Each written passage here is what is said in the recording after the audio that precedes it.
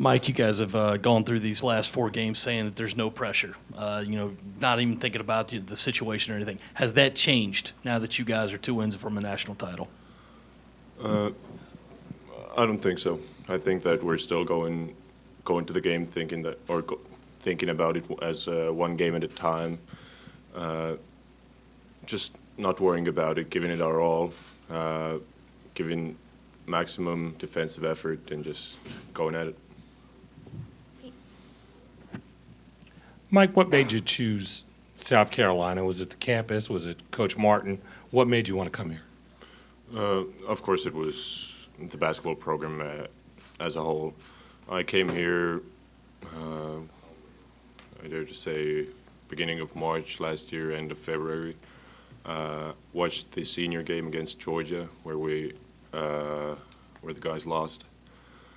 I saw that it was a tough game. I saw the energy that the guys had. Even when they were losing, they were fighting, and I really liked that. Also, Frank Martin's mentality as a coach was incredible, so that's what made me decide to commit here. Mike, they're one of the best, if not the best, post-up team in the country. They got a couple of 7-footers, 6'10" guy. I'm sure you've seen a lot of film already. Just some general thoughts about the pressure on you and Chris in this game, inside, defending and staying out of foul trouble. What are your thoughts on that? Yeah, me and Chris definitely have to stay out of foul trouble. They're a really dominant team, really good, but at the same time, every team in the NCAA is a really good team. I think we just need to stay in our mindset in defense and just guard them. Mike, I believe I saw that your family's coming to the Final Four. Is that correct? Yeah, we're working on it right now. How exciting will that be to be able to play in front of your family on the game's biggest stage? It's really exciting. Having to see my family for the first time in 10 months is incredible, and to play on such a big stage with my family watching, just a special feeling. John? Mike, now close to over 35 games played. Do you feel like a freshman still?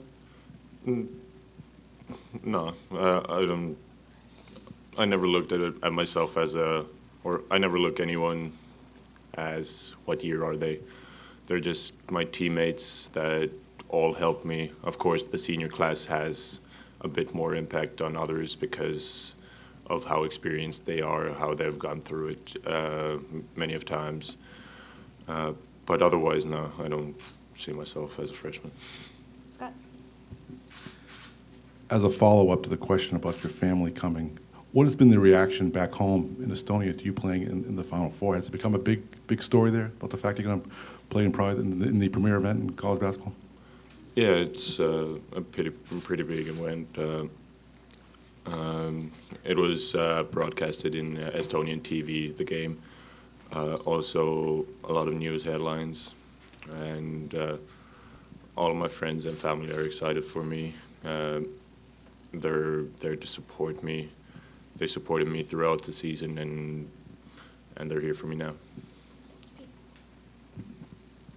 Mike, did you guys, I know it's a busy week for you, did you guys take some time and watch the women's game yesterday, and what do you think about having both programs in the Final Four?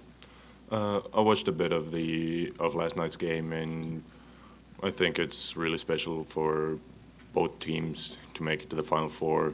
It has happened on very rare occasions throughout the NCAA history. I just read about it. It's 3 times in the SEC, with LSU and Georgia being there first. And I think it really means a lot to South Carolina's basketball program.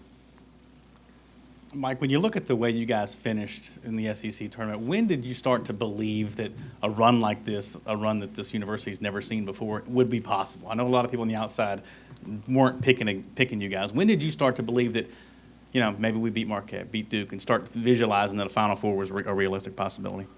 I'd say I never really thought of it even like that, because we took it one game at a time, and next thing you know, we beat Florida in the Elite Eight, and we're in the Final Four.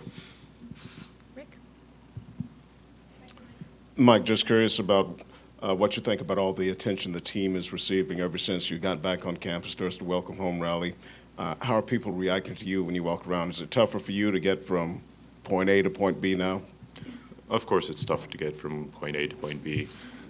There's a lot of fans asking for pictures, just asking for autographs.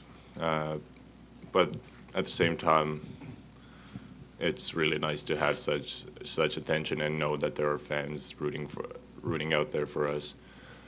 Also, it might be a distraction, but I think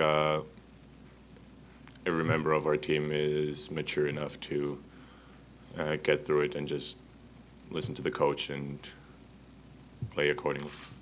Scott?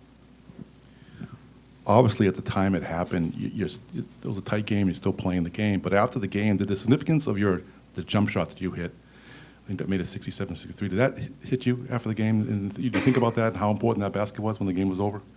I never really thought about it. I thought about it as a team effort. The whole game basketball is a team game. I'd like to think that if I wouldn't have taken that shot, if I would have dribbled out, then someone else, in Darius or Dwayne or someone, would have made another shot. When you saw Sindarius with the ball, were you expecting him? He started driving, obviously. Were you expecting him to shoot when he drove? But then all of a sudden, they had three guys collapse on him. He kicked it out to you, and obviously you were open. So by the time the play was developing, were you expecting Sin to just to drive the basket and try to attempt the shot? I mean, of course, I was expecting Sin to drive it because he's such a good driver. He's such a good finisher. At the same time, a good read because there were so many guys on him. And yeah, nothing more to it.